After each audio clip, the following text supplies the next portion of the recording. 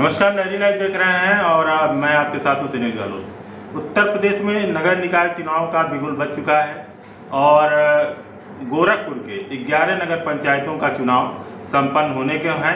आज 17 तारीख है, नामांकन का अंतिम दिन है। कहीं टिकट बंटवारे को लेकर तमाम विरोधाभास भी है। भाजपा पार्टी द्वारा उरुआ नगर पंचायत से श्वेता आनंद जी प्रमुख दावेदारों में से अध्यक्ष पद की एक थी, लेकिन किसी कारणवश उनका टिकट नहीं मिला। आज हमारे साथ बात करने के लिए श्वेता आनंद जी व उनके पति विजय आनंद जी मौजूद हैं। सबसे पहले स्वागत करेंगे विजय आनंद जी आपका। नमस्कार। टिकट कटने का क्या स्थिति, क्या बन पाई और क्या मानते हैं इस चीज़ को लेकर? सर, हम लोग 2009 से पार्टी के लिए काम कर रहे हैं। पिताजी जब से राजनीति में आए हैं तब से हम लोग बीजेपी के लिए काम कर रहे हैं। सही है कि हम लोग चिल्लू पार्क में भाई हमारी सहभागिता नहीं रही है, लेकिन खजनी के कार्यकर्ताओं में पूछा जाए, मैं जिस तरीके का काम किया हूँ, मैं बाकी अनुसूचित लोगों की तरह नहीं मैं पीछे रह के काम किया हूँ। मैं फ्रंट पे आके बीजेपी के लिए काम किया हूँ। तमाम प्रोग्रामों में तमाम संगठनों में आना जाना रहा है। प्रदेश तक मैं गया हूँ। उसके बाद भी मैं 2009 में नहीं टिकट मिला, 2014 नहीं मिला, 2019 नहीं मिला, 2022 में उन लोगों का नाम सबसे नंबर 1 पर गया था। उसके बाद भी बाहर व्यक्ति को चुनाव मिला के टिकट, मेरी पत्नी ने ब्लॉक प्रमुख का टिकट मांगा था। उसके बाद भी चूँकि हम लोग दूसरे गांव जाके चुनाव जीते थे, उसके बाद भी हमको टिकट नहीं दिया जा रहा है। लोग कास्ट कॉम्बिनेशन की बात करते हैं। अनुसूचित जाति में सबसे बड़ी संख्या वाली जात से मैं बिलोंग करता हूँ।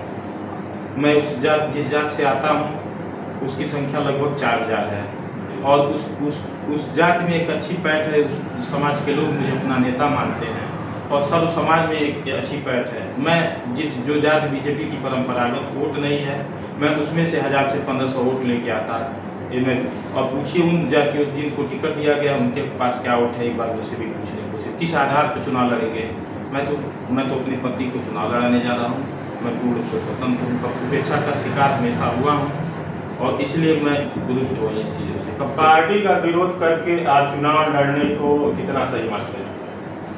ये पार्टी मेरे साथ नहीं सही कर रही, कब तक हम लोग सही रहेंगे भाई? हमारे साथ एक बात तो ये लास्ट चुनाव था हम लोगों का भाई, विधानसभा नहीं दी, ठीक है, तमाम लोगों से हम लोग मिले, अपनी बात कहें। हमारे साथ एक राष्ट्रीय उपाध्यक्ष का भी सम्मान लगा था, वो मेरे लिए एक टिकट मांगी थी, उनकी भी बातों को नज़रअंदाज किया गया। मतलब हमारे क्या यही सम्मान है कि बीजेपी में केवल वोट नहीं, हम लोगों को टिकट नहीं मिलेगा? ये बातें लोग कहते थे कि चमार को टिकट नहीं दिया जाएगा, लेकिन मैं उनकी बात को घुमाता था कि मैं नहीं। स्पष्ट रूप से कहना चाहते हैं कि चमारों का भाजपा में उपेक्षा की जा रही? एकदम पूर्ण रूप से कहा जाए। इस टिकट बंटवारे को लेकर के एमएलसी देवेंद्र प्रताप सिंह द्वारा भी कई गंभीर आरोप लगाए गए हैं, कितना इसको सही मानते हैं आप?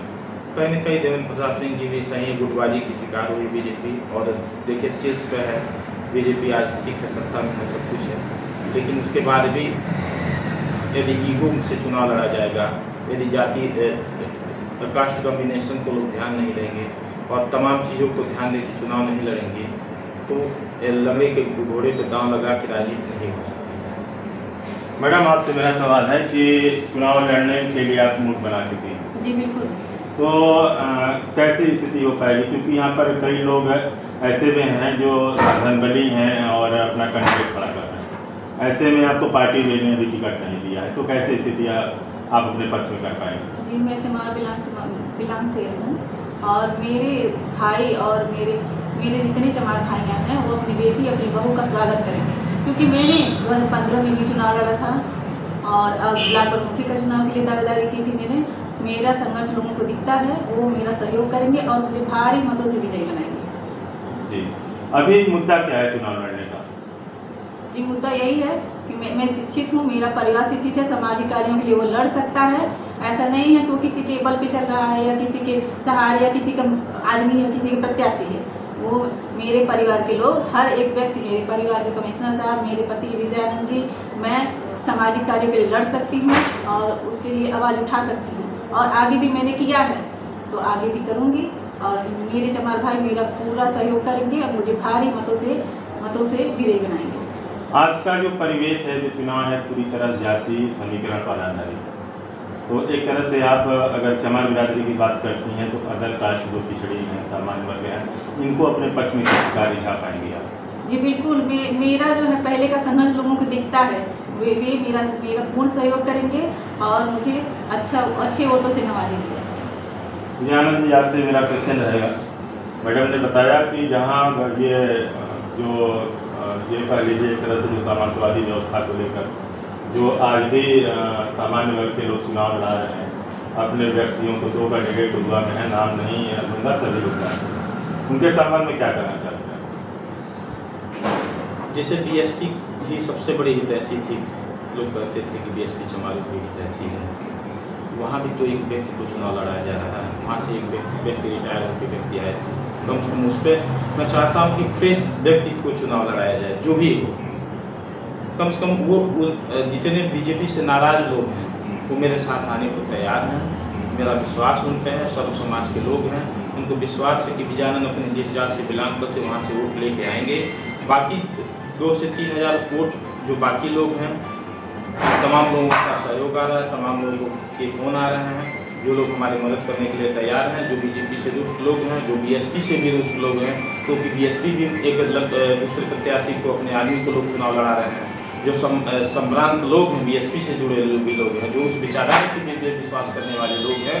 चूँकि मैं तमाम मामले में संघर्ष किया हूँ, आप देखे होंगे मेरा आज तक किसी अनुसूचित जात ने कभी एक कैंडल नहीं जलाया होगा देश में किसी घटना पर। मैं और मेरी पत्नी हमेशा संघर्ष में आगे रहे हैं। केवल ये है कि अनुसूचित जात में सबसे बड़ी संख्या वाली जात से मैं बिलोंग करता हूँ, और बाकी जो बीजेपी से नाराज लोग हैं, जो कहीं न कहीं मेरे साथ आना चाहते हैं, क्योंकि इस टिकट बंटवारे से सारे लोग नाखुश हैं। और बीएसपी में भी तो ये हुआ है, जो व्यक्ति लगा था, फ्रेश जो व्यक्ति था, उसको हटा के ऐसे व्यक्ति को चुनाव लड़ाया जा रहा है जो दूसरी तरफ स्टेप बन के काम करेगा।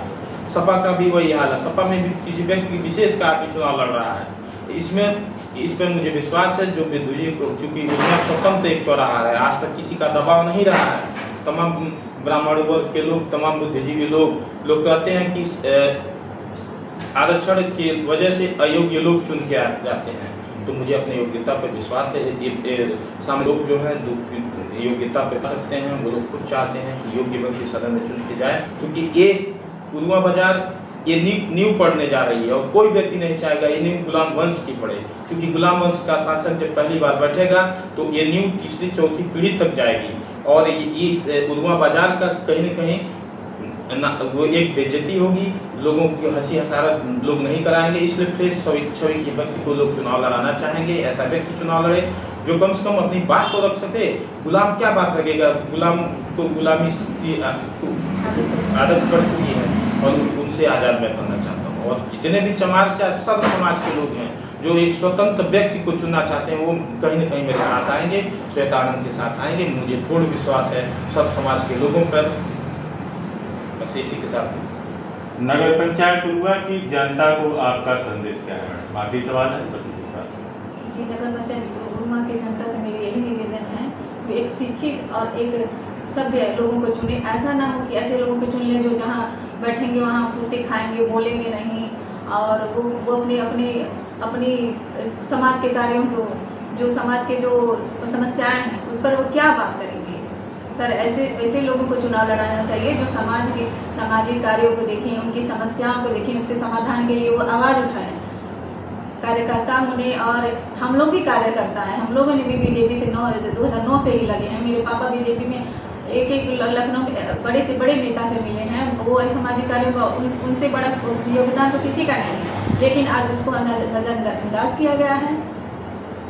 बहुत बहुत धन्यवाद लाइव से बात करने के लिए।